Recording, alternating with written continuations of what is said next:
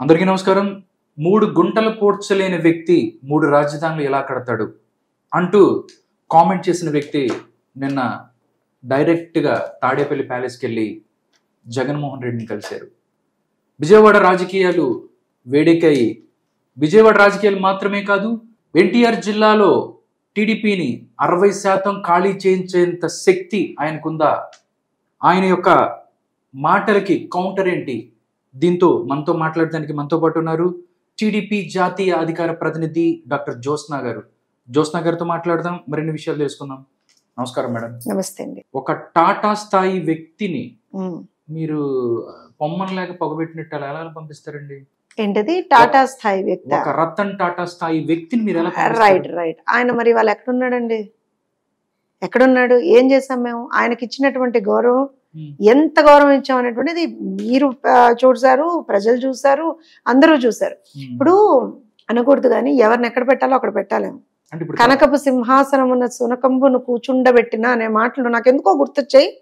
Irrelevant అయి ఉండొచ్చు గాక, కానీ ఎందుకో గుర్తొచ్చాయి. ఎందుకంటున్నానంటే ఇవాళ చంద్రబాబు నాయుడు గారి గురించి అవాకులు చవాకులు మాట్లాడేటువంటి వ్యక్తులు, వాళ్ళు ఉన్నటువంటి ప్లేస్ ఏంటి, ఎక్కడి నుంచి మాట్లాడుతున్నారు? మీరు ఇప్పుడు మీ ఇంట్రొడక్షన్ లో ఒక మాట చెప్పారు, ఇలా అన్నాడండి, ఇలా అన్నాడండి. అలా అనకపోతే అక్కడ మనకు ఉండదు కదా. ఆయన వెళ్ళి ఏ ప్రదేశం నుంచి మాట్లాడాడు, ఎక్కడి నుంచి ప్రెస్ మీట్ పెట్టాడో అర్థమైపోయిన తర్వాత కూడా, కనిపించిన తర్వాత కూడా నాకు ఇంకో విషయం, అసలు అక్కడ ఉన్నటువంటి ప్రెస్ మిత్రులు అడుగుతారేమో అనుకున్నా నేను. I waited for that. Sir మరి రాష్ట్ర వ్యాప్తంగా 3 గుంతలు ఆయన పూడ్చాడా, లేకపోతే 3 రాజధానులు కట్టాడా సార్, ఎలా వెళ్ళారు సార్ అని మీరు ఎవరన్నా అడుగుతారేమో అనుకున్నా నేను. అది కూడా లేదండి. ఒకసారి మీ కెమెరా తీసుకెళ్ళండి. రాష్ట్ర వ్యాప్తంగా గుంతలు పోడ్చడం దేవుడెరుగు. కనీసం 1 కిలోమీటర్ రోడ్డు కూడా వేయలేదు ఈ మహానుభావుడు ఉన్నటువంటి ముఖ్యమంత్రి గారు. నేనేమంటున్నానంటే ఆయన స్టేట్మెంట్, నా స్టేట్మెంట్ కాదు, తెలుగుదేశం పార్టీ స్టేట్మెంట్ కాదు. 3 గుంటలు పొడ్చలేనాడు, 3 రాజధానులు ఎలా కడతాడు? సో ఇవాళ కేశినేని నాని గారికి సూటి ప్రశ్న, అయ్యా ఆయన 3 గుంటలు పొడిచాడా, లేకపోతే 3 రాజధానులు కట్టాడా? మీరేం చూసి వైఎస్ఆర్సీపీలోకి వెళ్ళారు? మీరేం చూసి జగన్మోహన్ రెడ్డి వాళ్ళ రోజున అభివృద్ధి చేశాడు అంటున్నారు? I challenge Jyotsna challenge. ఎందుకు అనంటే ఆయన 24 గంటలు కూడా నాకు గౌరవం ఇవ్వలేదు, నన్ను పట్టించుకోలేదు, నన్ను ఇది చేశారు, నన్ను అది చేశారు అని చెప్తున్నారు కదా నిన్నటి నుంచి. అయ్యా మీరు పార్టీలో ఎంపీగా ఉన్నారు, మీరు మహానాడులకు రాకపోయినా, మహానాడు ఏంటండి మా పార్టీ పండగండి. ప్రతి తెలుగుదేశం పార్టీ కార్యకర్త, నాయకులు వదిలేండి సార్, కార్యకర్త ఎంతో ప్రాణ సమానంగా భావించేటువంటి ఒక పండగ. మీరు మహానాడులకి రాకపోయినా, మీరు యువగళం పాదయాత్రకి రాకపోయినా, మీరు నాయకుడి మీద దాడి జరిగినా స్పందించకపోయినా, నాయకుడి ఇంటి మీద దాడి జరిగినా స్పందించకపోయినా, దేవాలయం లాంటి పార్టీ ఆఫీసు మీద దాడి జరిగినా మీరు స్పందించకపోయినా, ఏ రోజున ఏది మీరు చెయ్యకపోయినా సరే, మా ఎంపీ అండి, మా పార్టీ నుంచి గెలిచారండి, ఎందరిని ఏ రకంగా అవమానించినా సరే ఆయన్ని మేమేం అన్నమండి అని చెప్పి మేము మీకు గౌరవం ఇచ్చాను చూసారా, అది తెలుగుదేశం పార్టీ సార్. అంటే మా గౌరవం ఇలా ఇవ్వాలి అని, అంటే ఇలా ఇవ్వకూడదని తెలియదు సార్. మాకేమనుకున్నామంటే ఆయన ఎన్ని తప్పులు చేసినా సరే చంద్రబాబు నాయుడు గారు క్షమించేశారు కదా, ఆ గౌరవం ఇవ్వడం అంటే అలానే ఉంటుందని మాకు తెలుసు సార్. మరి ఆయన గౌరవం అంటే ఏంటంటే నాకు తెలుసు, నిన్నే చూశానండి, రతన్ టాటా స్థాయి వ్యక్తి. అదే రతన్ టాటా గారు చిచి జగన్మోహన్ రెడ్డి వస్తే నేను దానికి రానండి అని మొన్న అన్నాడు, మీకు తెలుసుగా, ఓ మీటింగ్ కి, ఒక ఫైనాన్షియల్ దీనికి. అలాంటి జగన్మోహన్ రెడ్డి దగ్గరికి వెళ్ళి కండువా కప్పించుకుందామని ప్రయత్నిస్తున్నాడు చూసారా. మరి ఆయన స్థాయి అది సార్. మాకు అలా గౌరవం తీసుకుంటారని తెలియదండి మాకు. ఇద్దరు అన్నదమ్ముల మధ్య చిచ్చు పెట్టి కుటుంబాన్ని వేరు చేసి ఇటు పక్కన వాళ్ళు మార్చేసి వాళ్ళిద్దరి మధ్య అగాధం సృష్టించింది అంటున్నాడు. ఎవరండి? అన్నదమ్ముల అనుబంధాన్ని. నేను ఒక చిన్న మాట చెప్తానండి. సొంత తమ్ముడు ఎదుగుతుంటేనే ఇవాళ రోజున ఓర్వలేకపోయారు, రేపు పొద్దున ప్రజలు బాగుపడుతుంటే చూసి ఓర్చుకుంటాడు ఆయన? సొంత తమ్ముడు ఎదుగుతుంటేనే చూసి ఓర్వలేకపోయాడు. ఇక్కడ నేను ఎవరిని సపోర్ట్ చేయట్లేదు. అండ్ ఇన్ఫాక్ట్ అసలు అక్కడ ఏం సీట్ డిక్లేర్ అవ్వలేదు కదండి, ఇన్ఛార్జ్ డిక్లేర్ అవ్వలేదు కదండి, సీట్ డిక్లేర్ అవ్వలేదు కదండి, అసలు ఏమీ కాలేదు కదండి. 2 సార్లు మీకే ఇచ్చారు కదండి సీటు. 2 సార్లు సీటు మీకే ఇస్తే మీరేం ఎలగబెట్టారండి అని కూడా అడుగుతాం కదండి. కట్టాడు కదా, కనకదుర్గ ఫ్లైఓవర్ ఆయన కట్టారని చెప్తున్నారు. బెంచ్ సర్కిల్ ఫ్లైఓవర్ కదా, ఎప్పుడు కట్టాడండి? ఆయన ఎంపీగా ఉన్నప్పుడు మొన్నే కట్టారు. మొన్నంటే సార్ మీరు కూడా చెప్పాలి సార్. మొన్నంటే 2014 నుంచి 2019 వరకు తెలుగుదేశం పార్టీ రాష్ట్రంలో అధికారంలో ఉన్నప్పుడు ఉమ్మడి ఏమంటారంటే సారీ కేంద్రంలో బీజేపీ ప్రభుత్వం అధికారంలో ఉన్నప్పుడు ఆ రోజున రాష్ట్ర ప్రభుత్వం చేసినటువంటి కృషి వల్ల రాష్ట్ర ప్రభుత్వం, let me put it very clearly here, నేను చాలా దర్జాగా, చాలా దమ్ముగా, చాలా ధైర్యంగా ఈ మాట చెప్పగలను. ఇదే మాట కేసీఆర్ నాని గారు చెప్తారేమో అడగండి. రాష్ట్ర ప్రభుత్వం చేసినటువంటి కృషి వల్ల ఆ రోజు మా పార్టీ నుంచి ఎంపీగా రిప్రజెంట్ చేస్తున్నటువంటి కేసీఆర్ నాని గారు ఎఫర్ట్స్ పుట్టిన్ చేస్తే నేను కాదనట్ల. రాష్ట్ర ప్రభుత్వం కృషి, ఆయన కృషి ఉండొచ్చు కాక. మేము పుటప్ చేస్తే 2014 నుంచి 2019 వరకు ఎన్నో జరిగాయి బెజవాడకి, ఎన్నో. మరి ఇప్పుడు కూడా ఆయనే కదండి.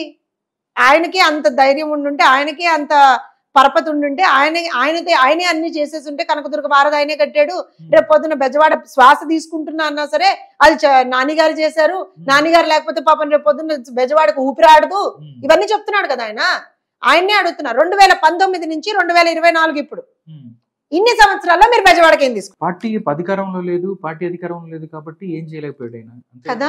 మరి ఆయన పార్టీతో సంబంధం లేదు, నేను చేశానని చెప్పుకున్నాడు కదండి, మీరే చెప్పారు సార్. కాదండి, ఆయన బెజవాడ అంటే నాకు ప్రాణం, బెజవాడ అంటే నాకు చాలా ఇష్టం. అవునండి, నేను ఏమంటున్నాను, అదే బెజవాడ నా వల్లే డెవలప్ అయింది అంటున్నాడు. పార్టీతో సంబంధం లేదు, చంద్రబాబు నాయుడు ఏం చేయలేదు, తెలుగుదేశం పార్టీ ఏం చేయలేదు, నేనే చేశాను అంతా అంటున్నాడు కదా.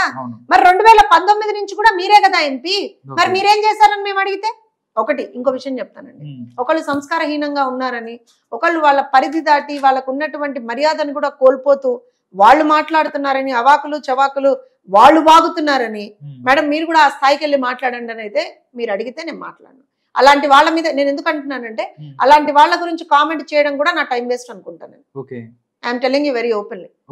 ఎందుకనంటే ఒకటి సార్, ఒక్క విషయం చెప్పైతే ఈ టాపిక్ ని నేను క్లోజ్ చేస్తాను. I don't think it deserves much more attention. Telugu Desam party కార్యకర్త, తెలుగుదేశం కార్యకర్త, ఆ మాటకున్న విలువ, ఆ పదానికి ఉన్నటువంటి గౌరవం, ఆ కార్యకర్తకు ఉన్నటువంటి గౌరవం, ఆ కార్యకర్తకు ఉన్నటువంటి ప్రోటోకాల్, ఇంతకు మించినటువంటి ప్రోటోకాల్ ఏంటి సార్? ఇంతకు మించినటువంటి గౌరవం ఏంటి సార్? ఇంతకు మించి ఏమన్నా ఉంటుందా? లక్షల మంది కార్యకర్తలు ఇవాళ రోజున ఎస్ కాలర్ ఎగరేసుకునేలాగా నేను తెలుగుదేశం పార్టీ కార్యకర్తనని చెప్తాం. మేము మాకు పదవులతో సంబంధం లేదు, తెలుగుదేశం కార్యకర్తలు అని చెప్పుకొని తిరుగుతాం మేము. అదే మాకు పెద్ద గౌరవం, అంతకు మించిన గౌరవం ఏం లేదు. అదే మా నాయకుడు మాకు ఇచ్చేటువంటి విలువ. తెలుగుదేశం కండువా మేము వేసుకుంటున్నాం చూసారా మెళ్ళో, అదే మా నాయకుడు మాకు ఇచ్చేటువంటి అత్యంత పెద్ద I think gift, and also that is the biggest respect we have ever achieved. దానికి కూడా విలువ లేనటువంటి వాళ్ళ గురించి ఏంటి సార్ మాట్లాడేది? తెలుగుదేశం పార్టీని మోసం చేసి వాళ్ళు మోసం చేసి వెళ్ళిపోతారు. వాళ్ళు తెలుగుదేశం పార్టీ నాయకుడి గురించి, అధినాయకుడి గురించి, కార్యకర్తల గురించి, పార్టీ గురించి అవాకులు చవాకులు మాట్లాడతారు వాళ్ళ స్వార్థం కోసం. ఎందుకంటే ఈ మాట అయితే మాట్లాడాలి నేను. లోకేష్ గారి గురించి నేను కొన్ని మాటలు మాట్లాడారు. ఆయన ఏం అర్హత ఉంది అన్నాడు, ఏం అర్హత ఉంది అన్నాడు. ఒక్క మాట, ఇదే జ్యోత్స్న అదే నాని గారిని పట్టుకొని, నేను పార్టీలో I'm just a spokes person, I don't even carry any other position, right? ఆయన ఎంపీ గారు కదండి, ఎంపీ గారు కదా, అదే ఆయన్ని పట్టుకొని నేను అడుగుతా, సార్ మరి కేసినేని శ్వేత గారికి ఏం అర్హత ఉందని ఆవిడకి మీరు టికెట్ ఇచ్చారు సార్? కేసినేని శ్వేత గారికి ఏ అర్హత ఉందని ఆవిడ నేను మేయర్ చేయాలనుకున్నారు సార్ అని నేను అడిగితే సార్ ఆన్సర్ ఉండదంటారా? ఉంటుందా అంటున్నాను నేను. ఆయన అడిగితే, ఎందుకంటే లోకేష్ గారికి ఏం అర్హత ఉందో నేను ఇప్పుడు మీకు కూర్చుని ఇక్కడ లెక్క పెట్టి చెప్పగలను. అదే నాని గారికి. లోకేష్ గారు పార్టీ కోసం కష్టపడి పార్టీ కార్యకర్తల్ని అనుక్షణం కంటికి రెప్పలాగా కాపాడుకుంటూ ప్రజలకు ఏ కష్టం వచ్చినా తీరుస్తున్నారు. ఎక్కడ ప్రజలు ఇబ్బందులు పడుతున్నారు అంటే అక్కడ ఉంటున్నాడు లోకేష్ గారు. అంతకన్నా అర్హత ఏముందండి? అంతకన్నా అర్హత ఏముంది చెప్పండి నాకు? ప్రజల కోసం కష్టపడే ప్రతి నాయకుడికి కూడా పాదయాత్ర చేసే అర్హత ఉంది. ప్రజల కోసం కష్టపడే ప్రతి నాయకుడు కూడా ప్రజల మన్నన పొందేటువంటి అర్హత ఉంది. ప్రజల కోసం పనిచేసేటువంటి ప్రతి నాయకుడు కూడా ప్రజల తరఫున మేము ఉన్నామని చెప్పేటువంటి ఆ భరోసా ఇచ్చేటువంటి అర్హత ఉంది. అంతకు మించిన అర్హత ఏంటి? ఏదో నందమూరి తారక రామారావు గారి మనవడనో చంద్రబాబు నాయుడు గారి కొడుకనో ఆయనకి వాళ్ళ అర్హత లేదు, ఇంకోటి లేదు, ఇంకోటి లేదు అని మాట్లాడడానికి లేదు sir. He is a self made leader also. But ఆయనకు ఉన్నటువంటి ఒక లెగసీని ఆయన ఇవాళ కాపాడుకుంటూ, ఆ లెగసీకి ఉన్నటువంటి గౌరవాన్ని కాపాడుతూ, ఆ గౌరవాన్ని ఇనుమడింపజేస్తూ ప్రజల తరఫున ఇవాళ రోజు నిలబడగలుగుతున్నాడు నారా లోకేష్ గారు. వీళ్ళందరూ ఏం చేశారండి? వీళ్ళందరూ ఏం చేశారు చెప్పండి? ప్రతివాడు బయటకు వచ్చి నారా లోకేష్ గారి గురించి మాట్లాడేవాడే, ప్రతివాడు. కానీ కొరగాని వాళ్ళు. ఓకే మేడం, 10 సంవత్సరాలు విజయవాడకి ఎంపీగా పనిచేశారు. ఆయన 2 సార్లు ఆయన గెలిచారు, టీడీపీ తరపున గెలిచారు.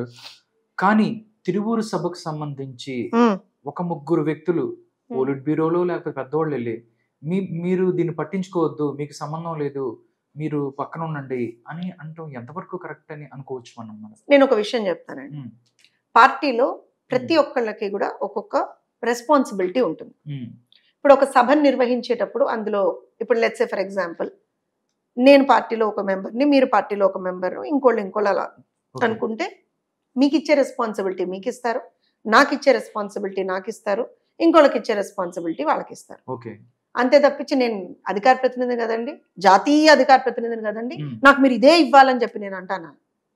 నాయకుడికి తెలియదా ఎవరికేమి ఇవ్వాలో? నాయకుడికి తెలియదా? ఆయన మించి తెలుసా మనందరికీ? ఒకటి. రెండో విషయం, పార్టీలో మనకేంటంటే ఎవ్రీ డే టెలికాన్ఫరెన్స్లు, జూమ్ కాన్ఫరెన్స్లు అండ్ ఆల్సో మీటింగ్స్ జరుగుతూ ఉంటాయి. అంటే how do we go about? ఇప్పుడు ఒక సభ పెట్టాలనుకున్నామండి, మేమేం గుడ్డిలో ఇదిలాగా సభలు చెయ్యం కదా, మాకు ఒక విధానం ఉంటుంది కదా, మాకు ఒక స్ట్రాటజీ ఉంటుంది కదా, ఒక ప్రాసెస్ ఉంటుంది కదా. ఆ ప్రాసెస్ లో ఏంటంటే టెలికాన్ఫరెన్స్లు పెట్టుకుంటాం, మాట్లాడుకుంటాం, ఏమయ్యా మీరు నువ్వేం చేస్తావయ్యా లేకపోతే నువ్వేం చేస్తావమ్మా అని అడుగుతాము, మీరే కమిటీలో ఉంటారు, మీరేం చేయగలరు, వాట్ ఈస్ యువర్ స్ట్రెంగ్త్. ఇప్పుడు జోస్న ఉందనుకోండి, జోస్న బాగా మాట్లాడగలదు అని అనుకుందాం ఫర్ ఎగ్జాంపుల్. సరే అమ్మాయిని మీడియా కమిటీలో పెట్టండి అయ్యా, ఆ అమ్మాయి కొంచెం మీడియాని అడ్రస్ చేస్తుంది, ఇలా అధినేత దానికి సంబంధించినటువంటి నిర్ణయాలు తీసుకుంటారు. యాచి నేను టెలికాన్ఫరెన్స్ ఎందుకు వస్తాను, యాచి నేను జూమ్ కాన్ఫరెన్స్ ఎందుకు అటెండ్ అవుతాను, వాటిలో ఏం జరగదని నువ్వే డిసైడ్ అయిపోతే పార్టీ పెట్టే మీటింగ్ లకు అటెండ్ గాని అంటారు, ఏది నేను అటెండ్ గాని అంటారు. ఇంకా ఏ భరోసా తోటి మీకు సభ హ్యాండ్లింగ్ ఇస్తారు చెప్పండి? Let me put it, is it not? Protocol అని అంటే ఏంటండి? ఒక ఎంపీ కదా, నాకు ఆ గౌరవం ఇవ్వలేదు. ఇంతకు మించిన గౌరవం ఏంటండి? ఎంపీ సార్ మీరు, ఎంపీ మీరు, ఇంతకు మించిన గౌరవం ఏముంది అంటున్నాను. Highest protocol in the parliament constituency అది. What else do you need?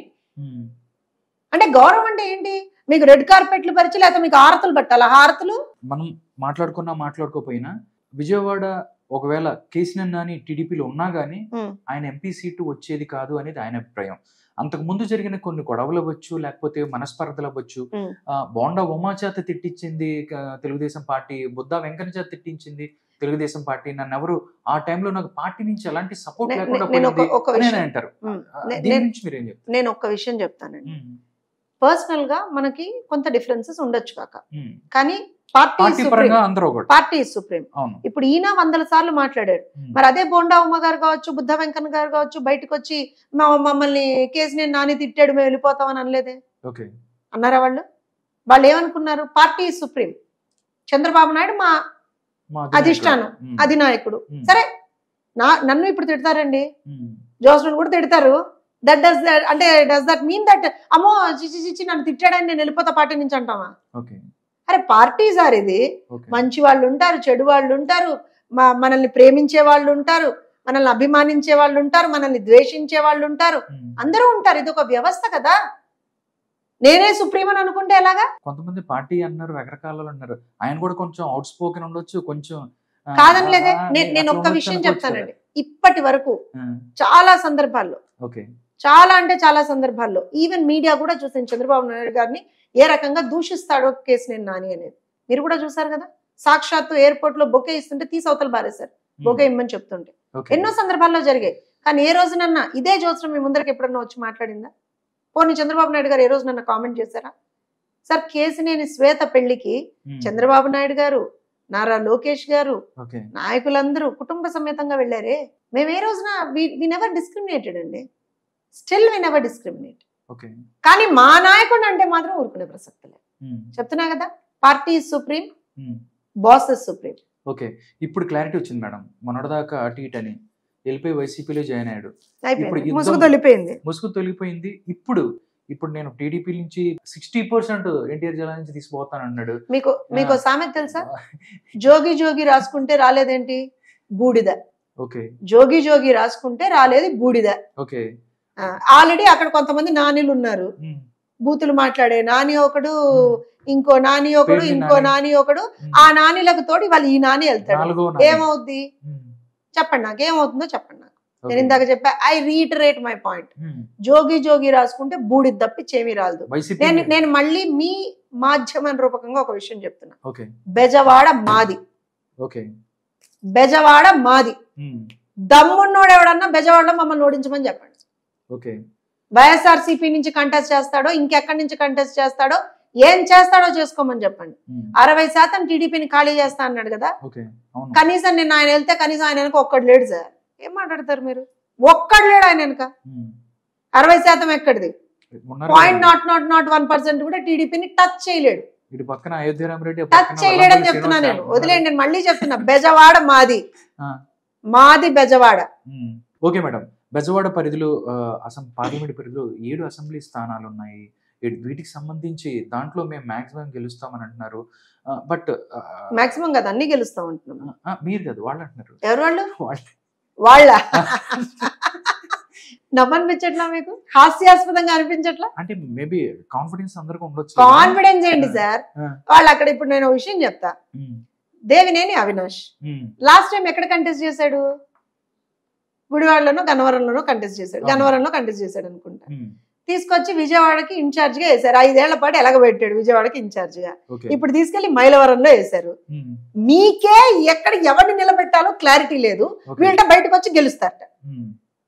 వెల్లంపల్లిని తీసుకెళ్లి అక్కడ వేశారు, అక్కడ ఉన్న వాడిని తీసుకెళ్లి ఇంకెక్కడో వేస్తారట. అసలు నిజంగా నేను నా జీవితంలో అండి ట్రాన్స్ఫర్స్ చూసాను. ప్రభుత్వ ఉద్యోగులు ట్రాన్స్ఫర్స్ చూసాను. కాకపోతే జగన్మోహన్ రెడ్డి వాళ్ళ రోజున ఎలాంటి ట్రాన్స్ఫర్స్ అంటే ఇంటర్స్టేట్, ఇంట్రాస్టేట్ రెండు. ఎందుకంటే స్టేట్ విధిలో, రాష్ట్రం విధిలో ఇక్కడి నుంచి అక్కడికి, అక్కడి నుంచి ఇక్కడికి, ఇటు నుంచి అటు, అటు నుంచి ఇటు చేస్తున్నాడు. దాంతో పాటుగా పక్క రాష్ట్రాల నుంచి కూడా ఇంపోర్ట్ చేసుకున్నాడు పాపం, అటు ఇటు గతి లేక. వాళ్ళు ఇక్కడి నుంచి అటు పెట్టి, అటు నుంచి ఇటు పెట్టి. అంటే see jokes apart, what I mean to say is they are completely clueless. వాళ్ళు ఎలా గెలవాలి అనేటువంటి దాని దగ్గర వాళ్ళకి అసలు ఆన్సర్ లేదు. ఎందుకంటే ప్రజల్లో వ్యతిరేకత తీవ్ర స్థాయిలో ఉంది. ఇప్పుడు ఎంతో కొంత మనం మంచి చేస్తే ఎంతో కొంత ప్రజలు మన సైడ్ ఉంటారండి. ఇంకోటి మీరు అంటున్నారు, మేడం వాళ్ళు బెజవాడ మొత్తం గెలిచేస్తామని చెప్పి, చాలా మటుకు గెలిచేస్తామంటారు. ఏంటి ఆ దిష్టి బొమ్మ పెట్టుకు గెలుస్తారా? చెప్పాడుగా, ఆ దిష్టి బొమ్మ నా బొమ్మ పెట్టుకు గెలిచారు, నా బొమ్మ పెట్టుకు గెలిచారు అన్నారు. ఇప్పుడు ఆ దిష్టి బొమ్మ పెడితే జనాలు గెలుస్తారా? ఇంటి ముందర ఆ దిష్టి బొమ్మ పెడితేనే పీక్ అవతలు పారేశారు. కుక్కలు కూడా పీక్ అవతలు పారేసారు. ఇక జనాలను వదిలేయండి. ఆ దిష్టి బొమ్మ పెట్టుకుని ఎవరండి గెలిచేది అక్కడ? ఎట్లా గెలుస్తారు చెప్పండి? అండ్ ఇంకొకటి, as a side again jokes apart, మీరు ప్రజలకు ఏమన్నా చేశారా? బెజవాడకి మీరేం చేశారు? కూర్చుందాం, అక్రాస్ ద టేబుల్ డిస్కషన్ కూర్చుందాం. మేమేం చేశాం తెలుగుదేశం పార్టీ నుంచి, మీరేం చేశారు వైఎస్ఆర్సీపీ నుంచి, కూర్చుందాం. చిన్ని గారు మాట్లాడారు, ఈ రోజు మాట్లాడారు. చిన్ని గారు మాట్లాడుతూ ఆయన చంద్రబాబు నాయుడు గారికి సారీ కూడా చెప్పాడు. అంటే కేసీనేని నాని గారు అంటే ఆయన మాట్లాడుతూ నా భార్య పైన ఇట్లా చేశారంటూ ఆయన కొంచెం ఎమోషనల్ అయ్యారు. దాంతోపాటు కొడుకుని నాకు గ్రీన్ కార్డ్ రాకుండా చేస్తాను, అది చేస్తాను, ఇది చేస్తాను. ఇది రెండు ఒక కుటుంబంలో ఉన్న ఒక విషయాన్ని ఒక పార్టీకి ఆపాదించి చెప్పడం. చంద్రబాబు నాయుడు దీంట్లో ఆయన మాటలు చూస్తే చంద్రబాబు నాయుడు పచ్చి మోసగాడని చెప్పాడు, చంద్రబాబు నాయుడు చిచ్చు పెట్టాడని చెప్పాడు. ఇలా చాలా మాట్లాడారు. నేను అదే అడుగుతున్నాను, వాళ్ళ కుటుంబంలో ఇబ్బందులు అనేటువంటివి ఎప్పటి నుంచో ఉన్నాయి. ఆ చిన్ని గారే చెప్పారు కదా, మేం కాదు కదా, చిన్ని గారే చెప్పారు. ఇన్ఫాక్ట్ చిన్ని గారిని అంటే ఇప్పుడు ఆయన గురించి పొగడ్డం అని కాదు కానివ్వండి, చిన్ని గారు ఏ రోజున కూడా మా అన్నయ్య నన్ను ఇలా అన్యాయం చేశాడు, లేకపోతే ఇంకోటి చేశాడు ఏ రోజున ఎక్కడా మాట్లాడలేదు. He just kept on doing his work. See, I don't know whether he'll be the candidate tomorrow for Bejawada or not. ఎవరికి తెలియదు, ఎందుకంటే ఇంకా అది సెలక్షన్ ఆఫ్ క్యాండిడేట్స్ ఇంకా నడుస్తుంది కాబట్టి. కానీ ఒక కార్యకర్తగా, మళ్ళీ చెప్తున్నానండి, ఒక కార్యకర్తగా పార్టీకి ఆయన నిస్వార్థంగా సేవ చేసుకుంటూ వెళ్తున్నాడు. కేసినేని చిన్ని. అయితే నిన్న ఈ మహానుభావుడు వచ్చి ఏం చెప్తాడు అని అంటే, మా కుటుంబంలో చిచ్చు పెట్టాడు అన్నాడు. చిన్ని గారి వైఫ్ మీద కేసు ఏమని చంద్రబాబు నాయుడు గారు చెప్పారా? చంద్రబాబు నాయుడు గారు చెప్పారా కేసినేని నానికి? లేకపోతే వాళ్ళ కొడుకుని ఇబ్బంది పెట్టమని చంద్రబాబు నాయుడు గారు చెప్పారా? 1999లోనే ఈయన అప్పటికి ఇంకా మా పార్టీలోకి రాలే. తర్వాత అదేంటిది చిరంజీవి గారి పార్టీ ఉంది చూసారా, పిఆర్పి, అందులో కూడా ఒకసారి స్టింట్ చేశాడు పాపం, ఏదో అవుతుందేమో అని అందులో కూడా ఒక ప్రయత్నం చేశాడు. సరే మీరు అలా మాట్లాడితే నేను ప్రయత్నం అన్నాను. నేను చాలా సంస్కారవంతంగా మాట్లాడతాను సార్. ఆయనలాగా మమ్మల్ని దిగజారమంటే మేము దిగజారలేదు. నేనేమంటున్నానంటే ఆయన అవన్నీ చేశాడు కదా, వాళ్ళ కుటుంబంలో ఎప్పటి నుంచో ఉన్నాయి. కుటుంబం అన్న తర్వాత ప్రతి కుటుంబంలో చిన్న చిన్న మనస్పర్ధలు ఉంటాయండి.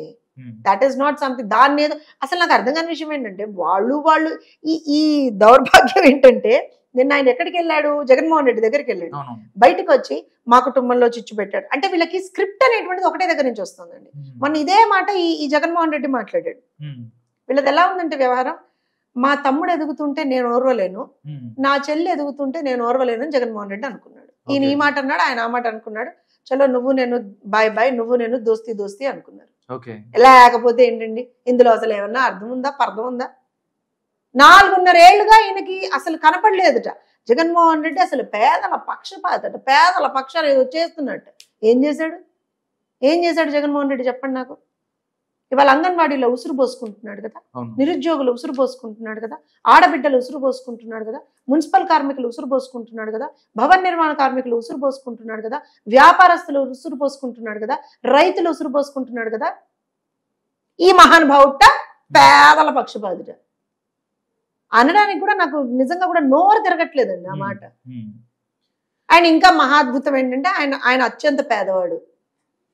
నిన్న మా చంద్రబాబు నాయుడు గారు కూడా చెప్పాడు ఆయన ఎంత కటిక పేదవాడు అనేటువంటిది మా సార్ కూడా నేను చెప్పాను. So again what I mean to say is, మనం రాజకీయంలో పార్టీలు మారుతాం కావచ్చండి, వెళ్ళేటప్పుడు హుందాగా వెళ్ళాలి. నీ అవసరాల ప్రకారంగా నువ్వు వెళ్ళావేమో కాదంటలా, మేము వెళ్ళు, తప్పేం లేదు. కానీ నేను అంటే మా పక్క పార్టీ అధినేతలు నేను తిడితేనే నాకు పబ్బం గడుస్తుంది, నేను తిడితేనే రేపు నాకు ఇక్కడ మనుగడ ఉంటుంది అనుకునేటువంటి పార్టీలోకి వెళ్ళకూడదు. ఒకవేళ అలాంటి పార్టీలోకి వెళ్ళినా సరే నీకున్నటువంటి ఒక స్థాయి ఏదైతే ఉందో, ఎంతో కొంత స్థాయి ఉందని అనుకుంటున్నాడు కదా ఆయన, ఆ స్థాయిని దిగజార్చుకొని ఇవాళ మాట్లాడడం కూడా కరెక్ట్ కాదేమో అని నేను అనుకుంటున్నాను. ఆయన ఒక పెద్ద మనిషి, కేసీఆర్ నాని గారు ఒక పెద్ద మనిషి. ఆయన్ని నిజంగా కూడా ఏ రోజున ఒక మాట అనాలని కూడా నేను అనుకున్నాను ఆల్ సడన్. ఎందుకనంటే ఎవరిని ఒక మాట అనాలని మేము ఎవరూ అనుకో. అండ్ ఆల్సో ఆయన నిన్నటి వరకు మా పార్టీలో ఉన్నారు కాబట్టి ఆయన ఏదో అనాలి అనేటువంటి ఒక థాట్ ప్రాసెస్ కూడా మాకెవరికి ఉండదు. కానీ ఏ తప్పు చేయనటువంటి నాయకుడు, ప్రజల కోసం అనుక్షణం పనిచేసేటువంటి నాయకుడు, ఆయన అంతగా ఇబ్బంది పెట్టి ప్రజల్ని వారు నరక యాతనకు గురి చేస్తున్నటువంటి జగన్మోహన్ రెడ్డి దగ్గరికి వెళ్ళి నేనేదో పునీతుడని అని చెప్పి ఆయన చెప్తూ ఉంటే మాకు మండదా అండి? మాకు కోపం రాదా? మా అధినాయకుడిని పట్టుకొని బూతులు తిడుతుంటే మాకు కోపం రాదా? And he knows very clearly who is Nara Lokesh గారు అనేటువంటిది కేసీఆర్ నాని గారు నోస్ వెరీ క్లియర్లీ. ఆయనకి తెలుసు, ఆయన మనస్సాక్షికి తెలుసు నారా లోకేష్ అనేటువంటి వ్యక్తి ఎలాంటి వాడు అనేటువంటిది కేసీఆర్ నాని గారి మనస్సాక్షికే తెలుసండి. మనస్సాక్షిని చంపుకొని ఎందుకు బతకడం అంటున్నాను నేను. మనస్సాక్షిని చంపుకొని వాళ్ళ రోజున అలాంటి మాటలు మాట్లాడడం అవసరమా? అండ్ కాబట్టి ఐ బిలీవ్ వన్ థింగ్, రాజకీయాల్లో హత్యలు ఉండవు, ఆత్మహత్యలు ఉంటాయి. చూద్దామండి, ఆత్మహత్య. ఇంకోటి అన్న తమ్ముడిది పక్క పెడితే అన్న చెల్లి. మన సజ్జల గారు మాట్లాడుతూ చెప్పారు, కాంగ్రెస్ పార్టీ ఆంధ్రప్రదేశ్ లో రావటం వెనక చంద్రబాబు నాయుడు ఉన్నాడు, ఎవరైతే షర్మిల గారు ఇక్కడ తీసుకొచ్చిందే చంద్రబాబు నాయుడు, ఇది మొత్తం స్క్రిప్ట్ అని అంటున్నారు. అంటే సజ్జల గారి వాళ్ళ రోజున ఊపిరి తీసుకోలేదనుకోండి, ఒక్క క్షణానికి ఏదన్నా అయ్యి ఆయనకి ఆ ఊపిరి తీసుకోకపోవడానికి కూడా కారణం చంద్రబాబు నాయుడు గారే అంటారు. లేకపోతే ఆయనకి ఏదన్నా జలుబు చేసి పుసుకుని ఒక తుమ్ము వచ్చింది అనుకోండి, దానికి కూడా కారణం చంద్రబాబు నాయుడు గారే అంటారు. లేకపోతే అర్థం పర్థం లేదు. వాళ్ళు కొట్టుకున్నారు, వాళ్ళు కొట్టుకున్నారు, వాళ్ళ కుటుంబంలో వాళ్ళే చిచ్చు పెట్టుకున్నారు. మళ్ళీ కుటుంబం అని అనమాకండి, అసలు అక్కడ కుటుంబమే లేదు. సాడ్ పార్ట్ ఏంటంటే అసలు అక్కడ కుటుంబం లేదు, తల్లి లేదు, చెల్లి లేదు, ఇంకెవరి కుటుంబం? సరే ఆయన వైఫ్, ఆయన పిల్లలు అంటే అదొక కుటుంబం అంటే ఓకే, లెట్స్ యాక్సెప్ట్ దాట్. మా కుటుంబంలో చిచ్చు పెట్టారని నేను మెలో డ్రామాలు మళ్ళీ అక్కడ కూర్చుని 2009 నుంచి మెలో డ్రామాలు చూసి వస్తున్నాం, దిక్కుమాల మెలో డ్రామాలు. 2009లో మా నాన్న చంపేశారు, నన్ను ముఖ్యమంత్రిని చేయరా అన్నాడు ఆ రోజున. 2014లో మా నాన్న చచ్చిపోయాడు, నేను అనాథనైపోయాను, నన్ను మోసం చేసింది కాంగ్రెస్ పార్టీ, నన్ను ముఖ్యమంత్రి చేయరా అన్నాడు. 2019లో మా బాబాయిని చంపేశారు, నన్ను కోడికత్తితో పొడి చేశారు, నన్ను ముఖ్యమంత్రిని చేయరా, ఒక్క ఛాన్స్ ఇవ్వరా అడుక్కున్నాడు. 2024లో మళ్ళీ ఇంకో మెలో డ్రామా, నా కుటుంబంలో లో చిచ్చు పెట్టారని వాళ్ళు ఇంకో మెలో డ్రామా స్టార్ట్ చేస్తాడు. ఓకే ఏముంది మెలో డ్రామా? రాజకీయం అనుకుంటాడు, ఇంకేమనుకుంటాడు అర్థం కాదు. తెలుగుదేశం పార్టీ ఏంటంటే మీరు పోటీ చేస్తే ఒక ప్రాబ్లం, పోటీ చేయకపోతే ప్రాబ్లం. తెలంగాణలో కూడా మీరు పోటీ చేయకుండానే వీళ్ళని కేసీఆర్ ఇంటూ కూర్చోబెట్టి మీరు ఇక్కడ చేసి మళ్ళీ అక్కడికి తీసుకొచ్చి ఏంటండి ఏం చేస్తున్నారు మీరు? అసలు నేను ఒక విషయం చెప్తాను. షర్మిల గురించి మనం సగం మాట్లాడాం, షర్మిల గురించి కంటిన్యూ చేద్దాం. అసలు నేను ఇందాక చెప్పినట్టుగా వాళ్ళు తగువ పెట్టుకున్నారు. ఆ మాట వాళ్లే చెప్పారు. వాళ్ళ పార్టీలో ఆమెకు అవకాశం ఇవ్వకపోయింది వాళ్లే. ఆ మాట ఎవరు చెప్పారు? వైవి సుబ్బారెడ్డి ఆయనే చెప్పాడు, మీ మీడియాకే చెప్పాడు. ఏమన్నాడు? షర్మిలకి వైఎస్ఆర్సీపీలో అవకాశం రాలేదు కాబట్టి తెలంగాణలో పార్టీ పెట్టుకుంది, అక్కడ ఆమెకి అది వర్కౌట్ అవ్వలేదు కాబట్టి కాంగ్రెస్ లో విలీనం చేసింది. ఇదే ఆయన చెప్పిన మాట. ఇందులో చంద్రబాబు నాయుడు గారు ఎక్కడున్నారండి? మీరు డైరెక్ట్ గా చెప్పరు కానీ మొత్తం ఏదైనా చేపిస్తారు. చంద్రబాబు నాయుడు గారు ఎక్కడ ఉన్నారని అడుగుతున్నానండి. అసలు చంద్రబాబు నాయుడు గారు ఎక్కడున్నారు? ఆ పెద్దిరెడ్డి నీ సజ్జల్ని కొంచెం తీసుకురండి, కూర్చొని మాట్లాడదాం. నాకు తెలిసి వాళ్ళకి బుర్రలు పని చేయట్లేదండి. బుర్రలు పని చేయట్లా సజ్జలకి, ఆ పెద్దిరెడ్డికి, వీళ్ళెవరికి బుర్రలు పని చేయట్లా. కూర్చోబెట్టి ఒకసారి కౌన్సిలింగ్ ఇద్దాం. అయ్యా మీరు తిన్నా తినకపోయినా, నిద్రపోయినా నిద్రపోకపోయినా, మీ కాలికి నొప్పి వచ్చినా, తలనొప్పి వచ్చినా ప్రతిదానికి చంద్రబాబు నాయుడు గారు కారణం అవరన్నా, మీరు హాలుసినేషన్లలో బతకండి, కొంచెంలో కొంచెమన్నా ప్రజల కోసం బతకండి అని మెల్లిగా వాళ్ళకి కౌన్సిలింగ్ చేయాలి. ఇక్కడ ఇంకో విషయం ఏంటంటే, వాళ్ళ మాట ప్రకారం వాళ్ళ పార్టీలో అవకాశం లేక షర్మిల వేరే ఏదో పార్టీ పెట్టుకుంది, సరే కాంగ్రెస్ లోకి వెళ్ళింది, వాళ్ళ కుటుంబంలో వాళ్ళే చిచ్చు పెట్టుకున్నారు. ఇప్పుడు కాంగ్రెస్ లోకి వెళ్ళిన తర్వాత మీరు ఇంత దారుణం అంటే అండి, అప్పటి వరకు వైఎస్ షర్మిల ఆవిడ కాంగ్రెస్ లోకి వెళ్ళిన మరుక్షణం జగనన్నను కలవడానికి వస్తున్నటువంటి వైఎస్ షర్మిల, మీకు చూపిస్తాను అది నేను వాళ్ళ పోస్ట్ లో. ఎప్పుడైతే ఆమె కాంగ్రెస్ లో జాయిన్ అయిందో చంద్రబాబు శిష్యురాలు అయిపోయింది, మెరుసుపల్లి షర్మిల అయిపోయింది ఆవిడ. పగవాడికి కూడా ఇలాంటి పరిస్థితి రాకూడదండి. నిజంగా నేను షర్మిలతో చాలా డిఫర్ అవుతాను. సోషల్ మీడియాలో టార్గెట్ చేయడం కూడా స్టార్ట్ చేశారు అప్పుడు. నేను ఎందుకంటున్నా అంటే షర్మిలతో నేను చాలా డిఫర్ అవుతాను, చాలా విషయాల్లో షర్మిలతో నేను డిఫర్ అవుతాను. ఎందుకంటే ఇవాళ ఆంధ్రప్రదేశ్ రాష్ట్రం ఉన్నటువంటి పరిస్థితికి కారణం జగన్మోహన్ రెడ్డి ఎంతనో, వైఎస్ విజయమ్మ, వైఎస్ షర్మిలారెడ్డి కూడా అంతే కారణమని నేను చాలా బలంగా నమ్ముతాను. డౌట్ లేదు అందులో. బాబ్బా బొక్క ఛాన్స్, బాబ్బా బొక్క ఛాన్స్ అని చెప్పి రాష్ట్రం అంతా తిరిగి ప్రజల గడ్డాలు పట్టుకొని బతిలాడి, నా బిడ్డను ఆశీర్వదించండి అని ఒక ఆవిడ, నా అన్నను ఆశీర్వదించండి అని ఒక ఆవిడ, రాజన్న రాజ్యం తీసుకొస్తానని ఒక ఆవిడ, రాష్ట్రాన్ని వాళ్ళ అధోగతి పాలు చేశారు. రాష్ట్రాన్ని వాళ్ళ రోజున అధోగతి పాలు చేశారు. వాళ్ళ రాష్ట్రం ఉన్నటువంటి పరిస్థితికి కారణం జగన్మోహన్ రెడ్డి ఎంతనో, వైఎస్ షర్మిలారెడ్డి, వైఎస్ విజయమ్మ కూడా అంతే కారణం అంటాను నేను. I don't go behind in saying that statement, but at the same time ఒక ఆడపిల్లగా ఆమెకు అన్యాయం చేశాడు జగన్మోహన్ రెడ్డి కూడా నేను అంతే ఘంటాపదంగా చెప్తాను. షర్మిలతో నాకు విరోధం ఉండొచ్చు కాక రాజకీయంగా, కానీ ఒక ఆడపిల్లకి ఇవ్వాల్సినటువంటి ఒక గౌరవాన్ని, ఒక ఆడపిల్లకి ఇవ్వాల్సినటువంటి ఒక వాల్యూని, ఒక ఆడపిల్లకి ఇవ్వాల్సినటువంటి ఒక హక్కుల్ని ఇవ్వకుండా ఆమెని అన్యాయం చేశాడు జగన్మోహన్ రెడ్డి అని కూడా అంతేగా ఘంటాపదంగా చెప్తాను నేను. సో ఇవాళ మీరు అన్నారు ఏంటి మేడం మీరు ఇక్కడ కంటెస్ట్ చేయలేదు, అక్కడ కంటెస్ట్ చేస్తున్నారంటే, ఇక్కడ కంటెస్ట్ చేయకపోతే ఇప్పుడు నేను ఇందాక అదే చెప్పాను చూసారా, ఎవరేం చేసినా దానికి కారణం చంద్రబాబు నాయుడు గారు అంటే మేమేం చేయలేము. వాళ్ళు పొద్దున్న లేచింది మొదలు రాత్రి పడుకునేంత వరకు చంద్రబాబు నాయుడు గారు జపం చేస్తున్నారు, దాన్ని మేమేం చేస్తాం చెప్పండి. నేను ఒకటే చెప్తున్నాను, ఇవాళ రోజున మేము ఇక్కడ కంటెస్ట్ చేయకపోవడానికి, తెలంగాణలో కంటెస్ట్ చేయకపోవడానికి ఒక కారణం ఉంది. ఆ కారణాన్ని కూడా మేము ప్రజలకు ముందరే చెప్పున్నాము, ఈ కారణాల చేత మేము కంటెస్ట్ చేయట్లేదని చెప్పున్నాము. అలానే మేము ఏ పార్టీకి సపోర్ట్ చెయ్యలేదు తెలంగాణలో. మేము ప్రధాన ప్రతిపక్షంగా ఆంధ్రప్రదేశ్ లో ఉన్నాము, మేము జనసేనతో పొత్తులో ఉన్నాము, ఉమ్మడి కార్యాచరణతో ముందరికి వెళ్తున్నాము. రేపొద్దున 160 సీట్లతోటి ఒక బ్రహ్మాండమైనటువంటి విజయంతో ఆంధ్రప్రదేశ్ లో ప్రజాహితమైనటువంటి ఒక ప్రభుత్వాన్ని ఫామ్ చేయబోతున్నాము. ఎనీ డౌట్స్ అడుగుదాం, పెద్దిరెడ్డిని కూర్చోబెట్టి ఎనీ డౌట్స్ బాస్ అని అడుగుదాం. ఓకే, మన జగన్మోహన్ రెడ్డి గారు వచ్చి కేసీఆర్ ని కలిసి వెళ్ళారండి. మొత్తం సీక్రెట్లన్నీ ఏం చేయాలి ఏంటి మొత్తం చెప్పేసి ఉంటారంటారా, లేకపోతే ఏంటి నా పరిస్థితి ఇలా అయిపోయింది నువ్వు జాగ్రత్తగా చూసుకోని అంటారా? ఏం లేదు అన్నా, మరి నువ్వేమో ఓడిపోయావు, మరి నా పరిస్థితి ఏంటన్నా అంటే, అరే బాబు నువ్వు కూడా ఓడిపోతున్నావు, రేపు ఇప్పటికన్నా కొంచెం ఒళ్ళు దగ్గర పెట్టుకుని ఉంటారా నాయన అని చెప్పుంటాడు కేసీఆర్. జనం చెప్పడం ఏంటండి, అరే ఇక్కడ నేను అభ్యర్థులు మార్చుకుంటే ఇలా అయిపోయింది, నువ్వు మొత్తం అక్కడ మార్చేయి అని చెప్పాడు, అందుకనే మొత్తం అంతా మార్చేస్తున్నాడు, ఏం మార్చినా అందుకే ట్రాన్స్ఫర్స్ అవుతున్నాయి అని అంటున్నారు. నేను విషయం చెప్తాను. ట్రాన్స్ఫర్స్ ఏమన్నా మళ్ళీ గెలుపుని తీసుకొచ్చే అవకాశం ఉందంటారా? అంటే చూస్తే మేడం, కర్నూలు ఎంపీ ఎవరైతే సంజీవ్ కుమార్ ఉన్నారో ఆయన వైసీపీ నుంచి బయటికి వెళ్ళిపోతున్నారు. దాంతోపాటు చాలా మంది ఇంకొకటి మీ గుడ్ న్యూస్, మీ టీడీపీకి ముద్రగడ పద్మనాభం కూడా కూటమి వైపు అడుగులేస్తారు. నేను ఒక విషయం చెప్తాను. వన్ థింగ్ ఇస్, ఒక్కటి, ప్రజల తరఫున ఎవరన్నా మాట్లాడాలంటే దానికి వేదిక కేవలం తెలుగుదేశం, జనసేన, ఇంకేది లేదు. ఓకే. సో ఖచ్చితంగా దే విల్ వాయిస్ అవుట్. ఇంకోటి, ఇప్పుడు సంజీవ్ కుమార్ గారి విషయం కావచ్చు, ఉండవల్లి శ్రీదేవి గారి విషయం కావచ్చు, అంతకుముందర మహాసేన రాజేష్ కావచ్చు, ఎవరైనా సరే బడుగు బలహీన వర్గాల గొంతులు నొక్కినటువంటి పార్టీ వైఎస్ఆర్సీపీ పార్టీ. బడుగు బలహీన వర్గాల్ని అనుక్షణం కూడా అణగదొక్కినటువంటి party YSRCP party. Okay. So ఖచ్చితంగా ఒక ఉక్కపోత ఉంటుందండి. ఓకే. ఇప్పుడు మనల్ని అణిచేస్తూ ఉంటే ఉక్కపోతగా గురవుతూ ఉంటాం. సో ఒక రోజు కాకపోయినా ఒక రోజైనా సరే they want come out of it. ఆ సఫకేషన్ నుంచి వాళ్ళు రావాలనుకుంటారు. So they are coming out నా.